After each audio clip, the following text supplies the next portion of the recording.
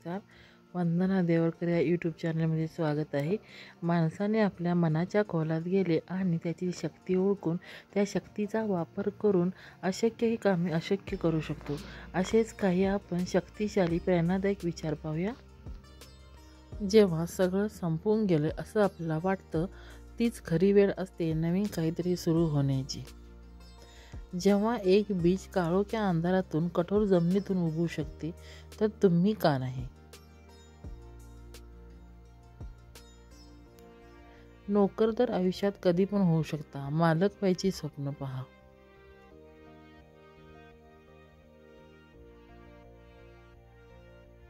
तुम्ही कोण आहात आणि तुम्हाला कोण व्हायचं आहे यातलं अंतर म्हणजे तुम्ही काय करता.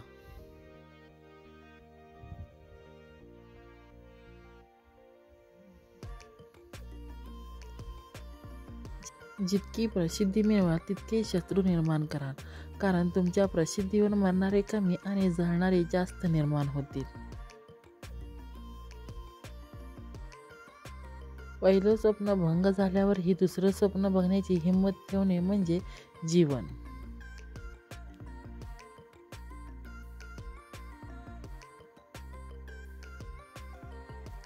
आपला कोणी द्वेष करत असेल तर त्याला 3 पैकी एक कारण असतं. 1. त्यांना तुमची भीती वाटते. 2. ते स्वतःचा द्वेष करतात. 3. त्यांना तुमच्यासारखं व्हायचं असतं.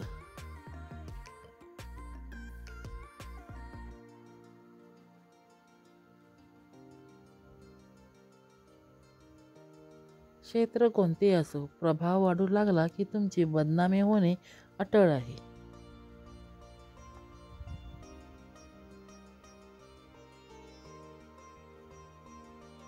जर तुम्हाला कोणी रिजेक्ट अस्वीकार केलं तर निराश होऊ नका. सर्वसाधारण लोक महागड्या वस्तू रिजेक्ट करतात, त्या स्वीकारण्याची त्यांची ऐपत नसते.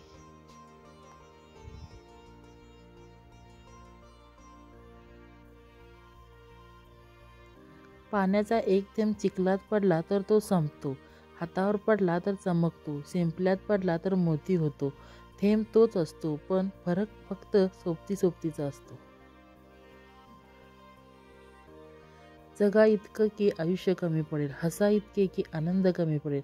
काही मिळाले तर नशिबाचा खेळ आहे, पण प्रयत्न इतके करा की परमेश्वराला देणं भागच पडेल. जी व्यक्ती तुमच्या प्रगतीवर जळते त्याचा तिरस्कार कधीच करू नका, कारण ती व्यक्ती स्वतःपेक्षा तुम्हाला उत्कृष्ट व्यक्ती समजून जळत असते.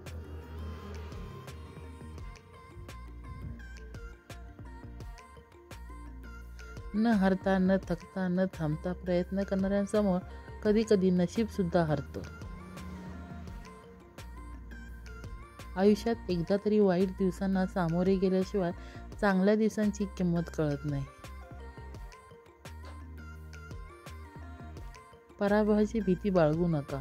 एक मोठा विजय तुमचे सर्व पराभव पुसून टाकू शकतो. माझ्या मागे कोण काय बोलतं याने मला काहीच फरक पडत नाही. माझ्यासमोर काही बोलण्याची त्यांची हिंमत नाही, यातच माझा विजय आहे.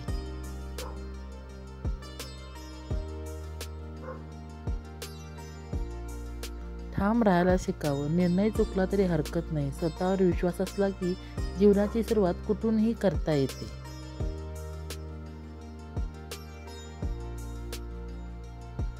आयुष्यातील असंख्य समस्यांची फक्त 2च कारणं असतात. एक तर आपण विचार न करता कृती करतो, किंवा कृती करण्याऐवजी फक्त विचार करत बसतो.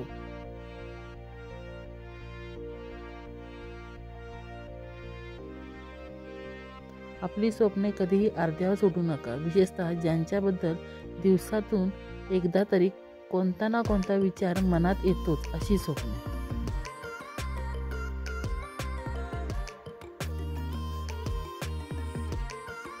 दगडाने डोकेही फुटतात, पण त्या दगडांची मूर्ती बनवली तर लोक त्यावर डोके टेकतात.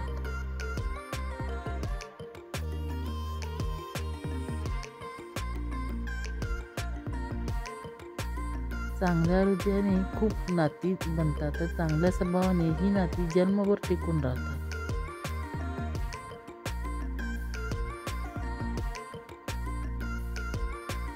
धन्यवाद.